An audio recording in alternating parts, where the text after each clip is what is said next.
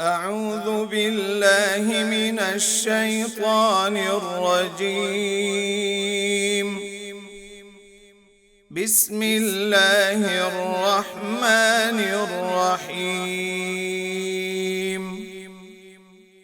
وظللنا عليكم الغمام وأنزلنا عليكم المن والسلوى كلوا من طيبات ما رزقناكم وما ظلمونا ولكن كانوا أنفسهم يظلمون.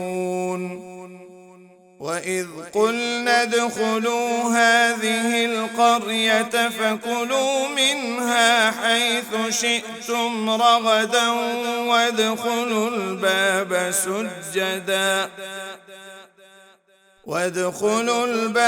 سجدا وقولوا حطة نغفر لكم خطاياكم وسنزيد المحسنين.